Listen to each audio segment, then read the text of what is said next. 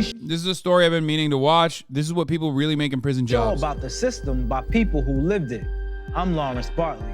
How I ended up getting into trafficking guns and drugs. The people you hang out with, you're guilty by association no matter what. What the fuck have I got to be embarrassed about? I made it out. I made it through. I'm successful. If somebody said to me, while you're incarcerated, you have everything that you need to survive, I would say bullshit.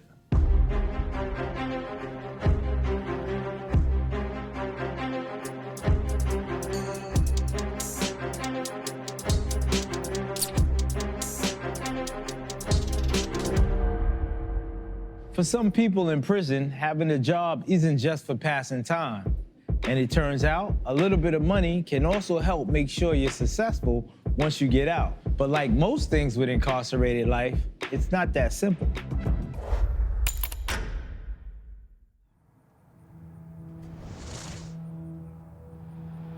There is 0% chance that this is a positive story because they're working with the Marshall Project, okay? I'd be shocked if Vice did like a, look at how great it is that we're doing prison labor when they're working with the Marshall Project. I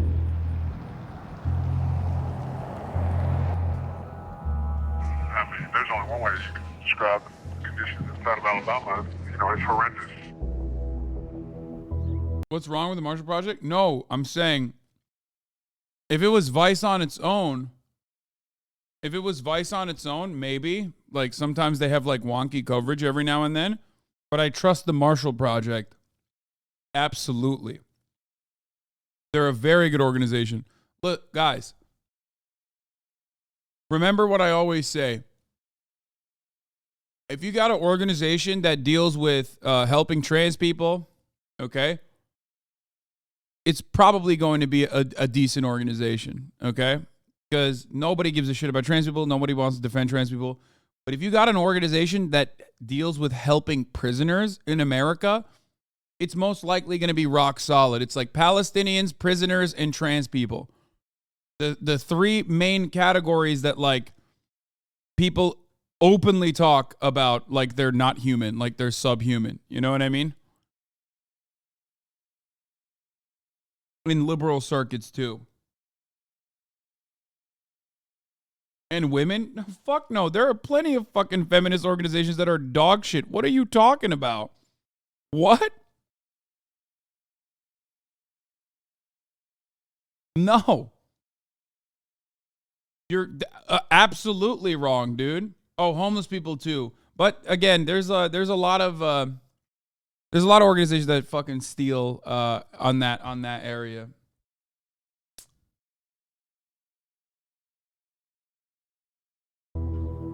You're talking about the condition where individuals are. It's just like groups of people that are actively dehumanized is very long in the United States of America. But like even in liberal circles, people do not give a fuck about homeless people and people do not give a fuck about prisoners. That's like usually the two categories are like where people are just like straight up, nope, don't care. They should be fucking killed. I don't give a shit. It's slave labor. What you see right here is mice. The conditions in Alabama state prisons are so bad that people behind bars have gone on strike 5 times in the last decade. In 2022, they refused to work in mess halls, factories, or on trash crews. The mortality rate in Alabama's prisons is 1.5 times the national average, and it grants parole to only 1 in 10 people. So danger is high, hope is low, and in terms of getting paid for work, in Alabama, that's not even a thing. Maintenance workers who do all the repairs and whatnot, they don't get compensated for their work. The guys who work in the kitchen, people who do laundry, and just the upkeep of the prison, none of them get compensated for their work. Not getting paid for actually doing what we do is somewhat like just like you being put into a full situation. On average, prisoners in the U.S. are paid 52 cents per hour. In at least 7 states, including Alabama, most people locked up aren't paid anything for the jobs they do to keep the prison running. A recent ACLU estimate found that prisoners produce $2 billion a year worth of goods and $9 billion a year. That's right, baby. Cha-ching. Slave labor. Very, very profitable. You know what I mean? Worth of labor, and they make pennies on the hour. Paying people pretty much nothing to work jobs they have to do in a place they can't leave also happens to be the definition of slavery.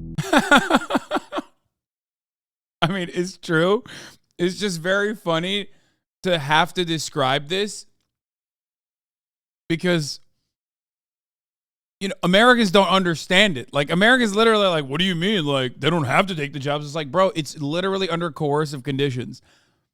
It's already close enough to be coercive conditions when you talk about the structural violence of poverty, forcing you to take that shit fucking job, or the fact that your employment is the only way you can get health insurance is also, again, coercive and therefore basically makes this entire system fraudulent, okay? Wage slavery. But this is definitely like slavery in the old style sense. And slavery in the US is older than the country itself. Even when the 13th Amendment passed in 1865, saying neither slavery nor involuntary servitude could exist anywhere, it specifically had one exception: as punishment for crimes. That exception was good news for southern states who were looking for ways to replace all the free labor they were no longer allowed to use. They began to search for ways to make it easier to put people behind bars where they could once again make them work for more or less free. It's a tradition that extends all the way to the current prison model. Over the 21 years I was incarcerated, I had a laundry list of jobs that I was in. I got paid 45 cents an hour to do asbestos work. I got paid 16 cents an hour to mop floors. I got paid 20 cents an hour to do laundry.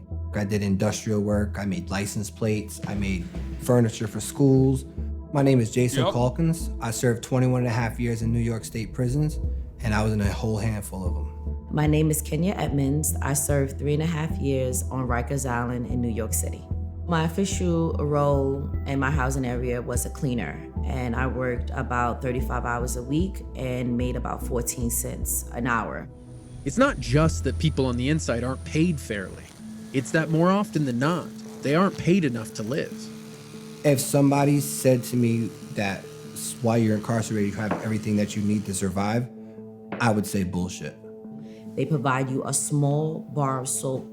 As far as shampoo and conditioner, that's not something that you're given. That's something that you have to purchase out of commissary. So if you're not able to uphold your appearance, the jury sees that, the judge sees that, and we are all human. We pass judgment by what we see first. It's rare for workers in prison to receive their entire paycheck. In most places, money is deducted for restitution, for court fines and fees, for room and board. All that stuff is taken out of your paycheck. And they don't have the basic necessities that they need to survive. And so they're left making impossible decisions. And that's where side hustles come in. All right now, hold still now. You're gonna make me fuck up. The math on side hustles is pretty simple. If you aren't paid enough, you better find a way to get enough. So many incarcerated people— That's why you got to learn how to cut hair or learn how to do tattoos. Get creative. Saturday vibes. Pick your selection and get you an ice cold one. Everyone inside finds a hustle. I had more side hustles than I can probably count on my hands together. Everything is currency. When I work in a law library, you're not supposed to give legal advice, but if I learn something and you don't know how to do it, I would charge you to do it. We had women who would do hair for extra money. You would have some women that would do different braiding styles in people's hair, or take newspapers and shampoo and make rollers and curl people's hair for court. That's how you wash clothes right there. That's how you get clean. My guy right here. The ramifications of the side hustles, if people get caught, can be huge. If you have somebody on the outside smuggling you in drugs or contraband cell phones and you're selling those on the yard, that is a felony. You can end up with years tacked onto your sentence. There's lots of people who say, if you can't do the time, don't do the crime. I think it's much more productive to talk about, well, what are the implications of that policy? When you don't pay people what their labor is worth when they're incarcerated, you set them up when they get released to be in a really difficult position. When I was released after 21 and a half years, I had a total of $130 something. I believe that if I would have had more money upon my release saved up, a lot of my transition would have been easier because I wouldn't have had so much concern about clothing and shoes and food and a place to stay, paying rent, that weight on your back, you know, and that those things can lead you down the rabbit hole and back to prison. Especially ironic because the first reason why they're in prison to begin with is because they didn't have money. That's it. Like, the notion that people do crimes because they're bad people is a lie. It's just a lie. People do crimes because they're poor. Okay? The overwhelming majority of people are engaging in criminal activity because they're poor. That's it. Especially because, like, a lot of the crimes committed, like wage theft, or a lot of the crimes committed at the higher levels of society are not considered crimes. We have different names for them. You know what I mean? And oftentimes you can get around it. Oftentimes you could just pay your way out of it. Oftentimes you can hire the best lawyers, even if you get a sense, if you're met with a sense of accountability. If our goal is to prevent crime, then the research very clearly shows that people need to get out of prison with a little bit of a cushion. If you're sending somebody out into the world and saying, take whatever job you can get, it doesn't matter what it is, it doesn't matter how they treat you, it doesn't matter what they pay you, just Look.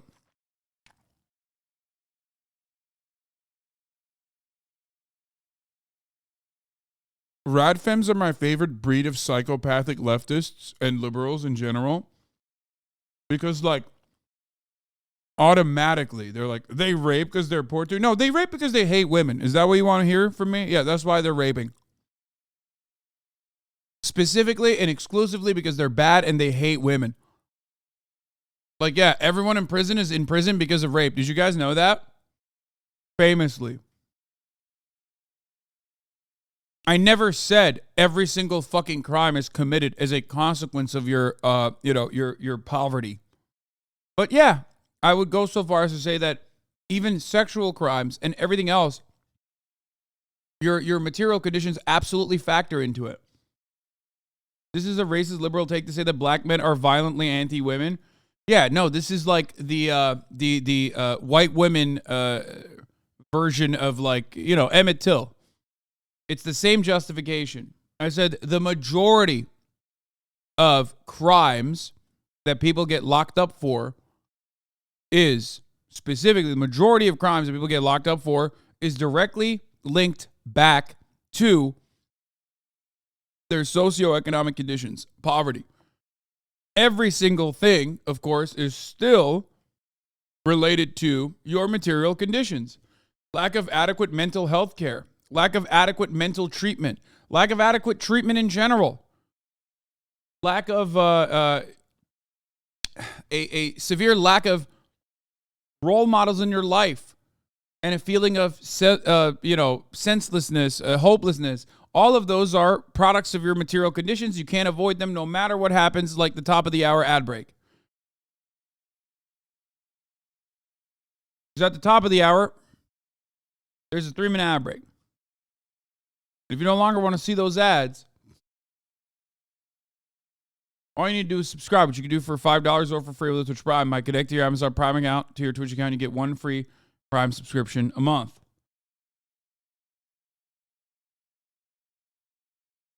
Also, I'm a clinical psychologist going to work in a max security prison. These people have been failed by society, not the other way around. Of course. Yeah.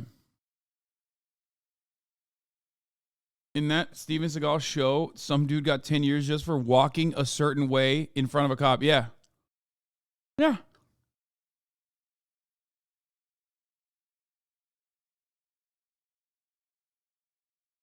Anyway.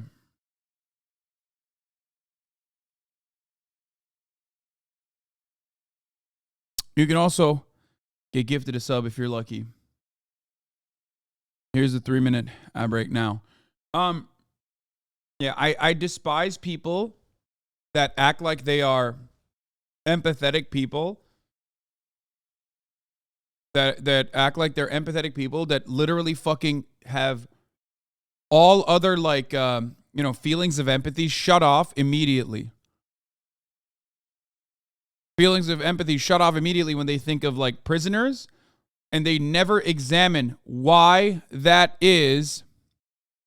Stop making excuses for criminals. Man, shut the fuck up, dumb bitch. Shut the fuck up. Shut the fuck up. Shut up. Don't make jokes like that right now, especially when there are legitimately people who feel that way.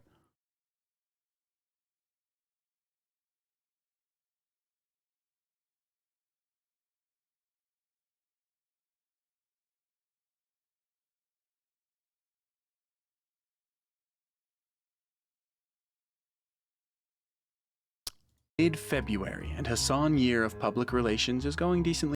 Oh, fuck. I was like, what the fuck? I thought this was the video, and I'm like, what? Why is the Vice video saying Hasan?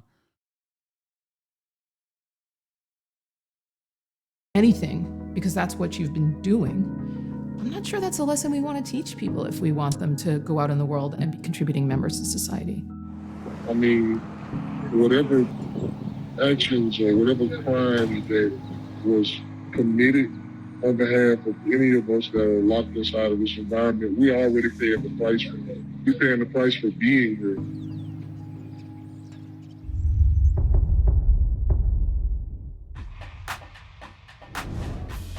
Solitary confinement is common in U.S. prisons, a form of punishment some consider cruel, but that's finally changing. Since 2018, laws and executive orders to limit the practice have come down in more than a dozen. You mean humans? Like, it's torture. Solitary confinement is literally torture. America not only has legalized slavery in the Constitution on the 13th Amendment as a method of punishment, they also think torture is a method of punishment that's adequate. Dozen states. Even President Biden promised to severely restrict solitary confinement. That's why I proposed a comprehensive criminal package in this campaign. Although he hasn't followed through yet. Yeah. Police are using baby DNA to investigate their parents for crimes. A lawsuit filed in New Jersey shows that law enforcement tapped into blood sample databases that the state builds from routine newborn health screenings. The law does not require the state get consent before storing or selling remaining blood spots. The samples then become state property, and police can access them without parental consent. After the high-profile police killings of Breonna Taylor and George Floyd, police departments were largely able to avoid calls for reform, but there have been consequences. Louisville's insurance company dropped the city when it had to pay Breonna Taylor's family $12 million in a wrongful death settlement. And in other cities where police have paid out big settlements, insurance companies are raising their rates by 200 to 400%.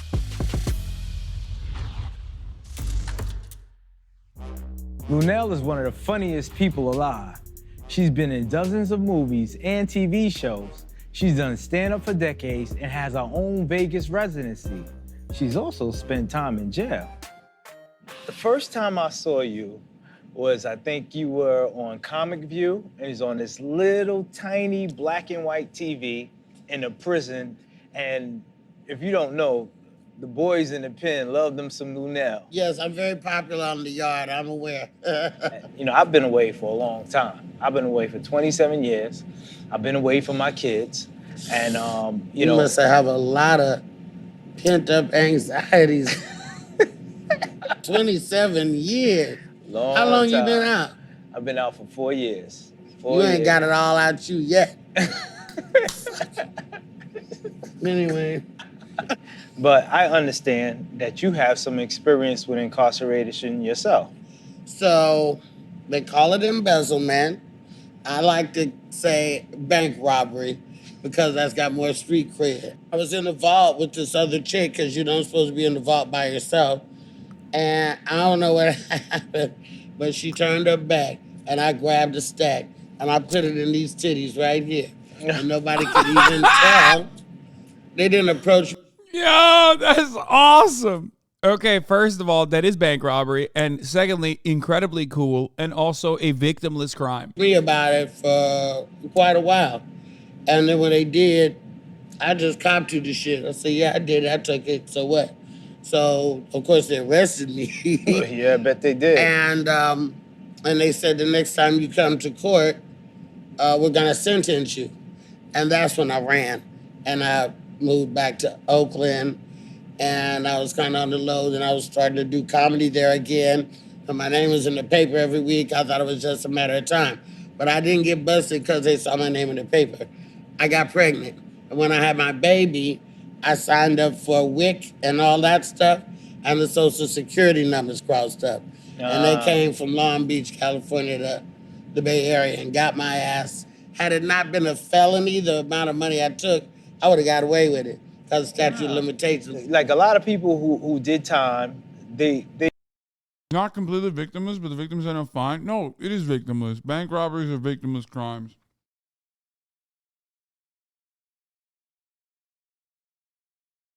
The actual bank robberies that legitimately have victims are not considered bank robberies, okay? You know, repealing the Glass-Steagall Act kind of made that thing very much legal now.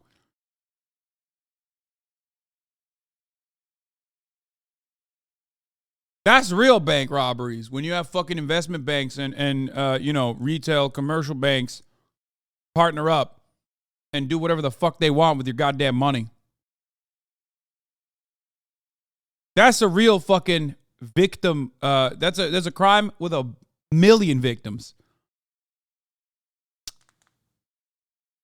So, but of course, when you do that, because you're rich, you get a golden parachute from the government that the taxpayers paid for. That's what happened in the aftermath of 2008. What take is this? Brother, it's not even a take. It's just I'm describing reality to you, but because you are so conditioned into not seeing it that way, you have this literal like immediate feedback where you're like, "What? Wait, what?" Like I'm describing to you. Okay, by the way, Outlaw, really funny name for a guy who's like I'm saying Outlaw 366, brother. And then he's like, wait a minute, you think stealing from banks is actually appropriate? What? I'm so surprised.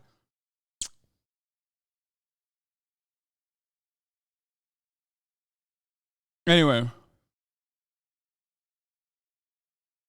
the point I'm making is pretty much everything is illicit and illegal for poor people. And then even if it's illegal for rich people, they just write laws to make it not illegal. People have died during a bank robbery. Yeah, I know, man. What the fuck? People die during multiple different things, but that's a whole separate crime. Like, okay. It's like being like, well, what if the fucking bank robber rapes the teller? Like, okay, that's a crime. That's like not a victimless crime anymore. Okay. You know, that's a whole separate crime that you're just describing.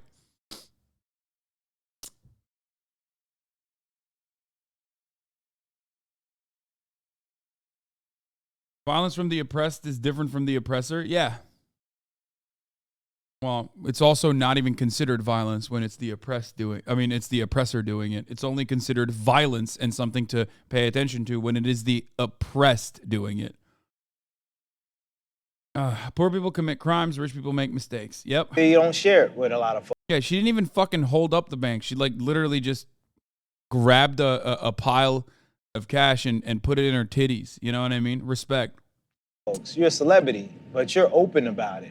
What the fuck have I got to be embarrassed about? I made it out. I made it through. I'm successful. This is a testimony that people can go through what I've been through, and you can decide once you get out what the fuck it is you want to do now.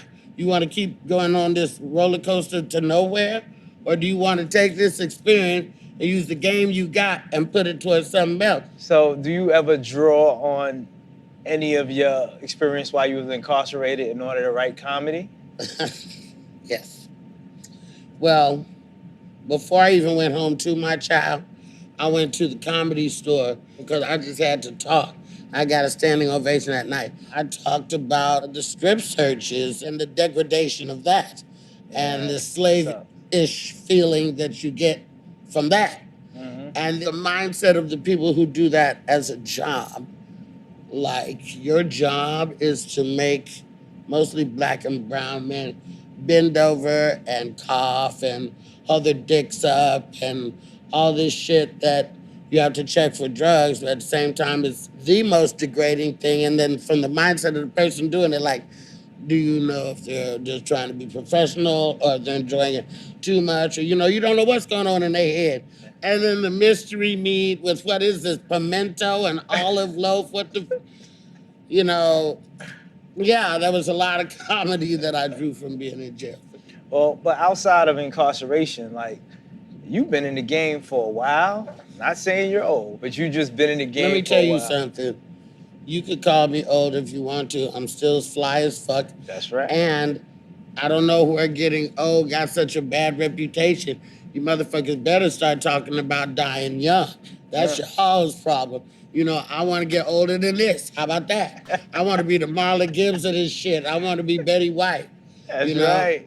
But with the length of time you have in the game, it seems like now you're hitting your stride. Well, in the words of the great prophet Lizzo, it's about damn time. But I also think that I have to give it to the universe because, of course, I would have wanted this popularity 20 years ago. Would I be as stable as I am right now? I don't think so, because I know so much more now. And I've seen so many fails now that I know what not to do, and I've developed a really good team around me that I trust. Do the stories you tell have any social issues you try to solve with your stories or remedy? Yes, I call out racism all the time in a funny but thoughtful way. Like, I don't care if you're uncomfortable. It's only gonna hurt for a minute. I'm not here to browbeat people, but I am here to let you know you're looking at a woke comic. And I'm not just here for the yucks. I'm trying to get some messages out in between that too. And then if you don't like it, I understand. If you get the fuck up and leave, it's okay too. I don't have that happen though. Well, thank you. Thank you for being on my show. Thank you for being you. Managed to go on to do in the game. We need you. You're welcome. Leaving prison can be tough, but lots of formerly incarcerated folks manage to go on to do some pretty great things. This is In the Spotlight. I come from a great, hardworking immigrant family from Mexico. I have 2 brothers, 1 sister. Red pepper flakes, Brussels sprouts, mushrooms, and pork belly. Me, the only sibling that grew up getting into trouble, like the black sheep, you would say. My name's Fernando Reese. I'm an executive chef. I've been incarcerated 4.5 years of my life. So we got pan-seared halibut, red chili oil, Yukon Gold potatoes, and I have a red chili balsamic reduction here. How I ended up getting into trafficking guns and drugs. The people you hang out with. You're a product of with the people you hang out with. You're guilty by association no matter what. And I got arrested with 2 stolen guns, about a 1/4 kilo of cocaine, and a 1/2 pound of methamphetamines at 15. And that was the very first time I got in trouble with law enforcement. What led me to get the kitchen jobs while being incarcerated were my cellmates that were working in the kitchens saying how good they eat. They get to drink sodas and Cokes and all that's getting donated. That's the hardest job to try to get into. I happened to sneak in there. Everything that we served in those county jails was either expired foods from food banks and grocery stores or just... The reason why I got caught with all of that at the age of 15 is because everyone else around him was over the age of 18. So they gave him all this shit so that it's a common technique. Is like make the kid the fall guy, even though it basically is a permanent stain on your record. You don't get hit with like the same amount of punishments that you would if you're a grown adult. Donated food. We had to make something out of nothing. That doesn't mean he was doing all that shit. I just took a liking for cooking when I was cooking in jails. Huge kitchens, huge commercial equipment, stuff that I wasn't used to seeing. And I just kind of fell in love with it. You eat with your eyes first is what I like to tell people, you know what I mean? The most surprising thing I found upon release was the detention officer, the one that hands you your property, your clothes, your street clothes before you get out. He's the last one you see, the last one you talk to. And basically, it always stuck with me. They would say, see you soon, or see you when you get back, or see you in a couple of months. After that, I went straight to culinary school. This sauce here, I'm just gonna kind of let it splatter. There's no rules on plating anymore. Food is powerful. Food changes lives. Food brings people together. Food changed my life. The kitchen industry, the hospitality industry is welcoming with people with checkered backgrounds. And we are in New Mexico, so yeah, because you got to be a psychopath. They're like, what kind of crimes did you commit? Were they like psychopathic? You're gonna make it.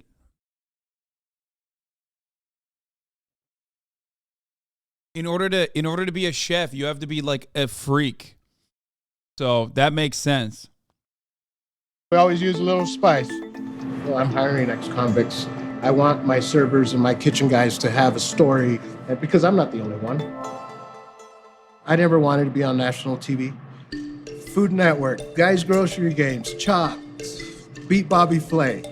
My biggest fear of being on national TV was the people I grew up with seeing me on TV that's like, hey, that's the guy that robbed us for 50 kilos of cocaine. The dish I used to beat Bobby Flay is a classical, old school Mexican dish. It's called chiles en nogada. It's a stuffed poblano pepper with a walnut cream sauce, pomegranate seeds. It represents the Mexican flag, so it's a red, white, and green dish. It's been around forever. That's the dish I beat him with. Bobby never loses on Beat Bobby Flay. You know what I mean? Like, there's very few chefs that beat him. Yeah, it changed my life after that. Growing up, I never would have thought I'd be an executive chef. I never thought I'd be on national TV. Bro, I will never respond. What do you think about the 23-year-old woman that looks like an 8-year-old? There seems to be a lot of controversy about her dating and shit. I don't care. I don't have an opinion on this. I don't give a fuck. It's such a rare, like, insane thing that, like, if you're spending time on this and, like, legitimately, like, trying to do discourse around this, you're just a weird person. You are a weirdo. I don't care. If it was, it would have been for something bad, not for something positive. For people listening in on the other side, I think it's like I think it's a reality TV thing. That's why I've seen it. Like I've seen it in Discord circles. You know what I mean? It's definitely not Discord. Sorry, in discourse circles. We're all human. You know what I mean? At the end of the day, if we get punched in the mouth, we all bleed the same color. Don't judge the book by its cover. There's a lot of really good people in jails and prisons. Give them a chance, just the way I was given a chance, and look what I'm doing.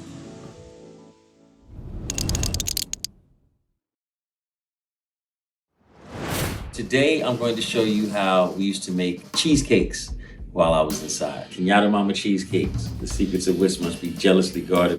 So, in order to make a cheesecake inside, you're gonna have two components. One is gonna be the ingredients for the cheesecakes. The other is the mechanics for the little makeshift oven. I started making cheesecakes in prison because I needed a hustle. I needed some way to support myself. First, we're gonna fill the tub halfway with water. Place the immersion heater in the water and line it with the plastic bag. Cover the tub with a towel and we plug in the immersion heater so that the water will come to a boil and the oven can preheat. There's important details, man. You have to use the clear trash bags. Because if you use the other one, if you use the kind that got any sense in it, you're gonna be messed up. If you use the ones that are durable and strong, then when they get hot, they stretch. The crust is pretty straightforward. You'll either use oatmeal cookies or graham crackers from commissary, crush them up with a bit of butter so that they can stick together. Now we make the batter. Combine cream cheese, condensed milk, eggnog, sugar, vanilla extract, and lemon juice to make the batter. Pour into the crust and place the shell on the bottom of the oven. Replace the towel and bake for 4 hours. And that's how you make cheesecake. When I was in prison, I worked a lot of jobs. I sold uniforms, made soap, mopped floors, a little of this, a little of that. In return, I was paid next to nothing, from 45 cents an hour down to as little as 13 cents. But what hurt more than the pay was that I learned next to nothing from those jobs. I didn't gain any skills that would be transferable to the free world, nothing that would help me be a better man or less likely to return. That's the real reason why the side hustle economy is so important to incarcerated people. Sure, you can make more money selling patties or doing laundry under the table, but while it is against the rules in a lot of places and may be allowed in some, it does highlight an entrepreneurial spirit that many may need to survive and thrive on the outside. Thanks for watching. This was a good video overall. I mean, I wish they focused more on the obvious slave labor, Angola, maybe even like talked a little bit more about how, oh, I missed the other vids. Oh, this is I guess it's a series, right? So that makes sense. That's probably the reason why.